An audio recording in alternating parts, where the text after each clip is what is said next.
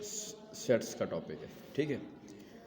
अब लास्ट हमने डिस्कस किया था कि एक सेट क्या होता है, a collection of well defined distinct objects, ठीक है, इज़ कॉल्ड सेट। ये हमने लास्ट एक डिस्कस किया था। अ कलेक्शन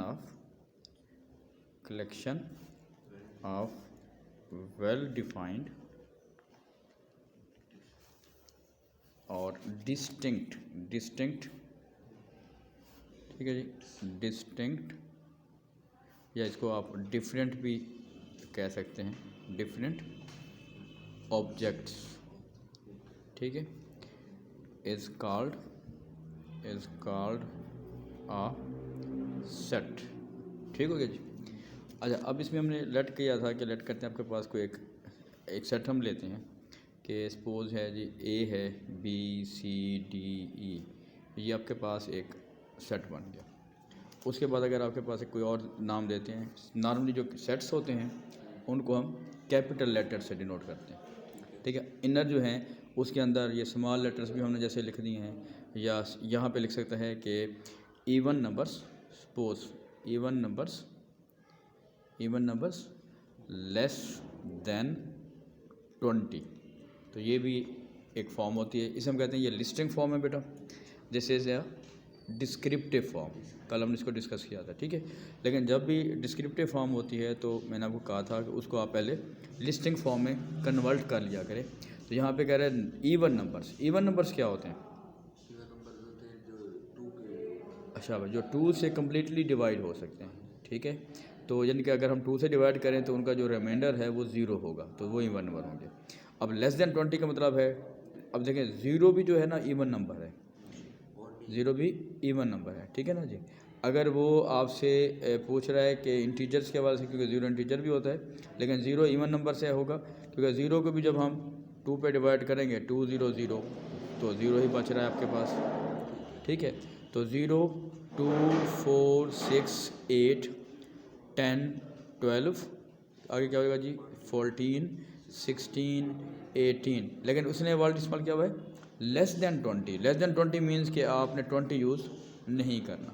क्लियर होगी बात? बिलो जितने आते हैं, हाँ जी, उसके जो बिलो हैं या उससे लेस हैं वो आते हैं, ठीक हो गया। अच्छा, आज अभी का जो हमारा मेन अब टॉपिक हम डिस्कस कर रहे हैं वो है बेटा सब सेट्स या सब सेट।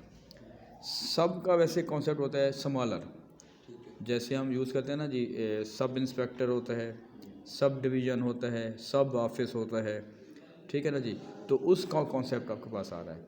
लेकिन जब हम सब सेट की बात करते हैं तो सब सेट के लिए इसके 2 सब टाइप के सब सेट्स होते हैं बेटा। एक होता है प्रॉपर सब सेट और एक होता है improper subset, proper and improper subset. अब फॉर एग्जांपल मैं यहाँ पे अगर बात कर लेता हूँ कि सपोज मैंने यहाँ पे एक ए सेट लिया हुआ है बेटा, इसी के साथ मैं एक और सेट ले लेता हूँ, एक बी भी हमने यहाँ पे लिखा हुआ है, एक सी सेट ले लेते हैं, वो हम लिखते हैं जी ए बी और डी चलें, ठीक है। और मैं एक डी सेट ले लेता हूँ यहाँ पे, ताकि एक चीज़ लिखी हुई है तो हम उसको यूज़ कर लेते हैं। बी डी और ई की बात हम कर लेते हैं, ठीक है। जब बी डी की बात कर लेते हैं, बी डी और ए फॉर एग्जाम्पल, ये हमने एक सेट ले लिया। जब बस कुछ 2-3 सेट्स हमने लिखे हुए हैं। अब आप देखें कि अगर हम कंपेयर करें थोड़ा सा कि ये जो सी सेट है उसके सारे के सारे जो एलिमेंट्स हैं वो देखें ए में आ रहे हैं, ठीक हो गया। तो इसका मतलब है कि हम ये कह सकते हैं कि जो सी है वो सब सेट है, यानी सब का मतलब कॉन्सेप्ट मैंने बताया कि स्मॉलर या छोटे का इसमें बात कर रहे हैं, ठीक हो गया।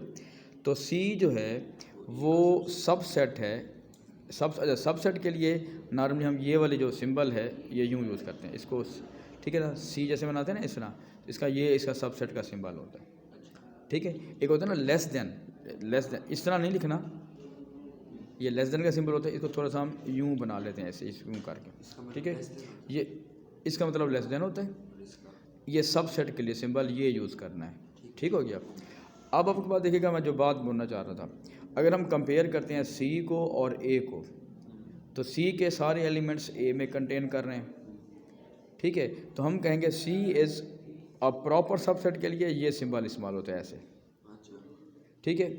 तो हम कहेंगे सी इज़ प्रॉपर सबसेट ऑफ ए, अब प्रॉपर सबसेट की डेफिनेशन क्या होती है कि जो भी सबसेट है उसके सारे के सारे एलिमेंट्स दूसरे में क्या कर रहे हैं बेटा, कंटेन कर रहे हैं।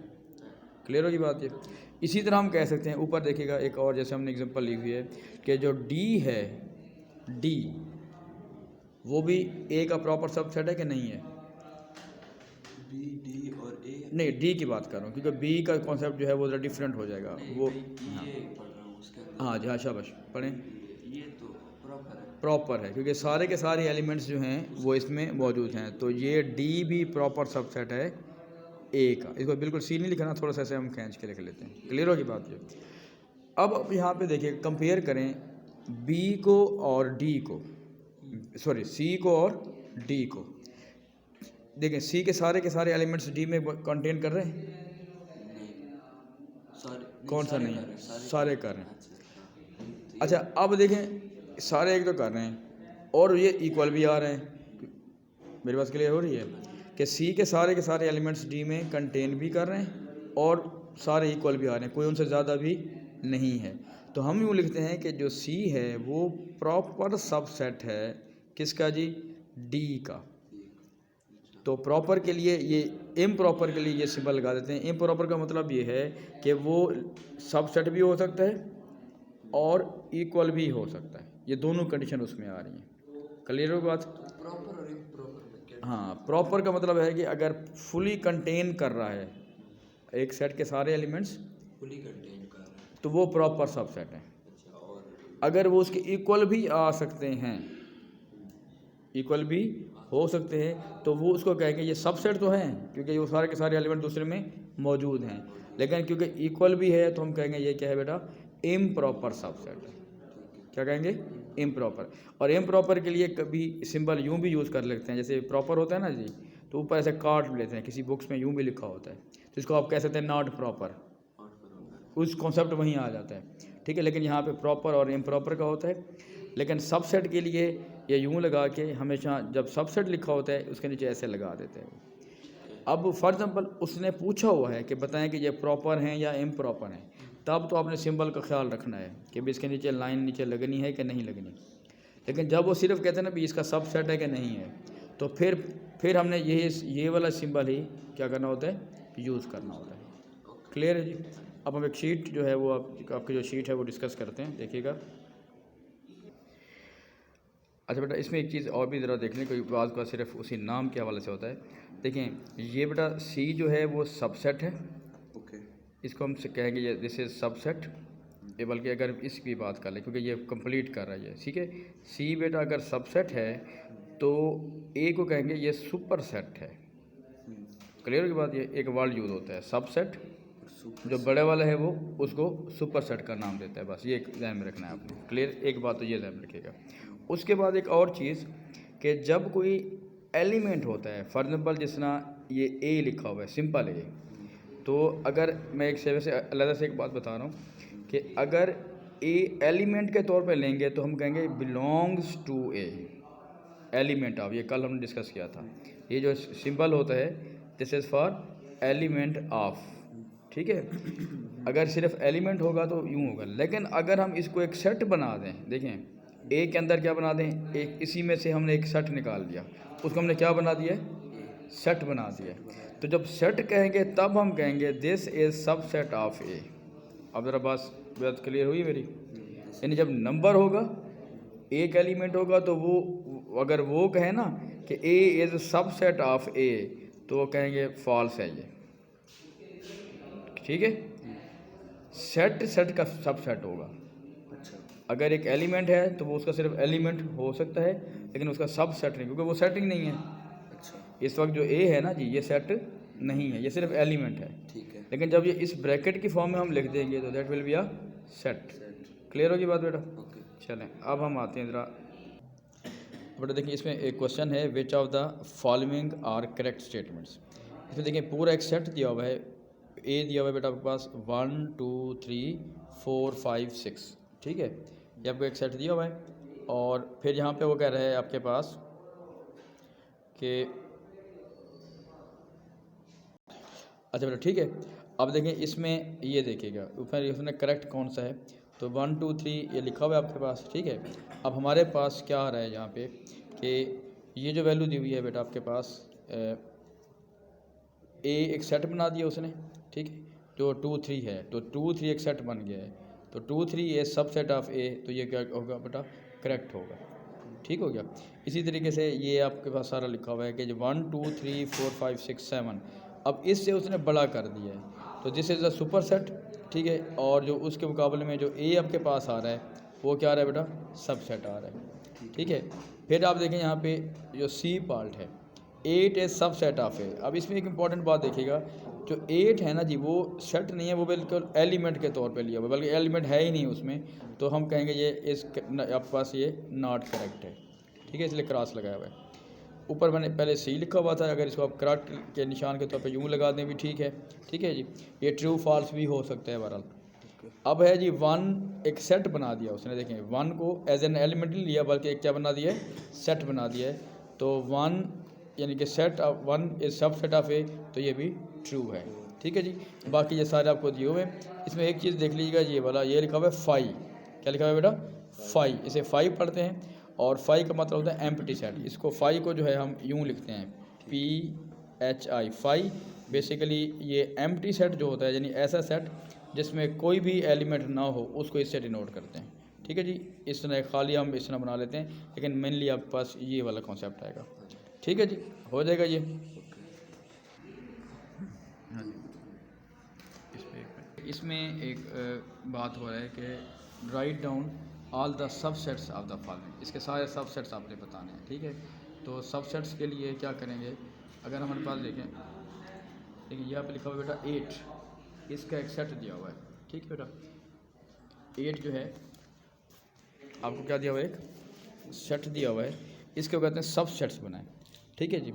तो बेसिकली सबसेट्स का कॉन्सेप्ट बनता है कि 2 की पावर n, ठीक है। तो n से बराबर नंबर ऑफ एलिमेंट्स, इसमें कितने एलिमेंट हैं, एक एलिमेंट आ रहा है, ठीक है। तो 2 की पावर 1, इसका मतलब है 2 की पावर 1 है 2, इसके 2 सबसेट्स बन सकते हैं, ठीक है। ये एक फार्मूला है 2 रेज़ टू पावर n। देखो कैसे, जो एम्प्टी सेट होता है ना जी, वो सब के अंदर मौजूद होता है। जैसे आप इस कमरे में पहले आए हैं, शायद कोई नहीं होगा, तो सेट तो था वो, इसका मतलब कोई हमने कहेंगे कोई एलिमेंट नहीं है, तो that was an empty set. लेकिन जैसे आप आए एक एलिमेंट हो गया, तो इस वक्त इसमें क्या है, या तो एक एम्प्टी सेट बनेगा और एक ये खुद बन सकता है, यानी टोटल ये 2 सेट्स बन सकते हैं। इसके साथ एक कॉन्सेप्ट आता है पावर सेट का, क्या होता है बेटा, पावर सेट का, वो भी आप ज़रा समझ लीजिएगा। इसमें वैसे उसने नहीं पूछा हुआ। पावर सेट का कॉन्सेप्ट है, जितने सब सेट्स बनते हैं उनका जब हम एक दोबारा सेट बना दें, अच्छा, उसे कहते हैं पावर सेट, ठीक है, ठीक है। लेकिन इसमें उसने यहाँ पे अभी फ़िलहाल जो हम देख रहे थे शीट को, तो उसमें उसने पावर सेट का लफ्ज़ इस्तेमाल नहीं किया, उसने कहा फाइंड ऑल द सबसेट्स। अब ऑल द सबसेट का मतलब है you have to find subsets, a proper subsets as well as improper subset, okay, ठीक है जी, ये दोनों आपने करने हैं। अच्छा, अब मैं इस अब चला जाता हूँ। देखो एक है फाई, फाई का मतलब क्या होगा, देखें अगर फाई है एम्प्टी सेट, तो इसका मतलब है इसमें एलिमेंट ही कोई नहीं है, तो 2 की पावर 0 हो जाएगी, तो क्या बनेगा, सिर्फ 1। तो 1 का मतलब है सिर्फ ये खुद ही बनेगा और कोई यहाँ पे नहीं हो सकता। एक और उसने जो एक एलिमेंट दिया हुआ है आपको, वो दिया हुआ है बेटा ये वाला, ये है हमारे पास 1 3 5। इसको मैं यहाँ पे बना देता हूँ, प्लीज़ देखिएगा। ये कौन सा सेट है बेटा, सेट आपके पास आ रहा है 1 3 5। तो पहले चेक कर लेते हैं इसमें कितने सबसेट्स बनेंगे। फॉर्मूला क्या बताया आपको, 2 रेज़ टू पावर n। यहाँ पे कितने एलिमेंट हैं, 3 हैं। 2 रेज़ टू पावर 3 क्या होती है जी, 8, ठीक है। 2 टाइम्स यानी 2 मल्टीप्लाई बाय 2 मल्टीप्लाई बाय 2। अब इसका कैसे बनेंगे, देखें 8 पहले 5 लिखेंगे, क्योंकि एम्प्टी सेट जो होता है सब में होता है। उसके बाद 1 1 का लिखेंगे, एक 1 हो गया जी बेटा, फिर 3 लिखेंगे, फिर 5 लिखेंगे, ये एक के साथ हो गए। फिर एक तरीका होता है 2 2 को मिला के एक सेट बनाते हैं, क्या हो जाएगा बेटा, 1 3, फिर 1 के साथ फिर 5, ओके, 1 3 1 के साथ फिर 5। फिर अब आपने इसको मूव इस तरह करना है, पीछे की तरफ आपने नहीं जाना। 1 3 हो गया, 1 5 हो गया, फिर आप लिखेंगे 3 5। अब आप 5 3 लिखेंगे, वो एक ही सेट बन जाता है, ठीक है जी। और उसके बाद आपके पास क्या करेंगे, अब ओवरऑल जो बाकी बनेगा 1, 3 और 5। अब अगर आप इसको काउंट कर रहे हैं तो हमारे पास क्या बन रहा है बेटा, 1, 2, 3, 4, 5, 6, 7, 8, वहीं 8 आपके पास एलिमेंट्स आ गए। ठीक है। क्लियर होगी बात ये, ठीक है। अच्छा बेटा, इसमें शीट में था question number 3, fill in the blank spaces given using the symbols. ये बेटा है सबसेट का है और ये नॉट सबसेट के हवाले से यहाँ पे डिस्कस कर रहा है कि उसमें एलिमेंट नहीं है, ठीक है, प्रॉपर और इम्प्रॉपर के हवाले से। अब आप इसमें देखिएगा कि पहला लिखा हुआ है 1, 2, 3, ठीक है बेटा, 1, 2, 3, और ज़ाहिर है ये देखिए 1, 2, 3 और ये 1, 3, 5 है, तो ये नॉट प्रॉपर है, मतलब ये इसके साथ सबसेट नहीं है, नॉट। ठीक है। ये लिखा हुआ है 5 मतलब एम्प्टी सेट। तो एम्प्टी सेट जो होता है वो किसी हर सेट का ही प्रॉपर सबसेट होता है, हर सेट में मौजूद होता है, जैसे आपको बताया। ठीक हो गया। फिर देखिए ये लिखा हुआ है बेटा X such that x is a rectangle in a plane, और आगे लिखा हुआ है X is a quadrilateral. Quadrilateral जो होती है, क्वाड्रिलेटरल प्लेन, क्वाड्रिलेटरल क्या होती है जी, जिसकी 4 साइडेड फिगर होती है, जिसमें फॉर एग्जांपल आपके पास स्क्वायर है, रेक्टेंगल है, रोम्बस है, काइट है, सही, ठीक है जी। तो ये सारे आपके पास 4 साइडेड हैं, तो ज़ाहिर रेक्टेंगल जो होगा वो भी इसमें कंटेन करेगा, इसलिए हमने ये इसका लिखा है प्रॉपर का। ठीक है। ठीक हो गया। नेक्स्ट है g x such that x is a prime numbers. Prime numbers क्या होते हैं, जो किसी भी टेबल जो किसी भी टेबल में नहीं आते, यानी 1 एंड अब इटसेल्फ के अलावा। आगे लिखा हुआ है x such that x is a composite number. Composite number क्या होते हैं, जो एक से ज़्यादा टेबल पे आते हैं। ठीक है, जैसे आपके पास 4 है, जैसे वो 1 के टेबल में भी आता है, 2 के टेबल में भी आता है, अपने टेबल में भी आता है। तो अब देखें जो प्राइम नंबर होगा ज़ाहिर है वो कंपोजिट तो नहीं होगा, जैसे 2 है वो 2 प्राइम है, कंपोजिट नहीं है, ठीक है। इसी तरह अगर आपके पास 3 प्राइम है वो कंपोजिट नहीं है, तो इसलिए नॉट लिखा हमने। फिर देखिए यहाँ पे लिखा हुआ है बेटा 5, 10, 15, 20, 25, 30, और आगे क्या लिखा हुआ है 10, 20, 30, 40। तो ज़ाहिर है ये भी आपके पास नॉट प्रॉपर सबसेट आपके पास आ जाएगा, ठीक है। तो इसको हमने नॉट के तौर पे ले लिया। हाँ जी, उम्मीद काफ़ी आपको ये थोड़ी सी जो हमने बात स्पेसिफिकली यहाँ पे की हुई थी सबसेट्स के हवाले से, ठीक है, बात क्लियर कुछ हो गई होगी, ठीक है। चलें, थैंक यू।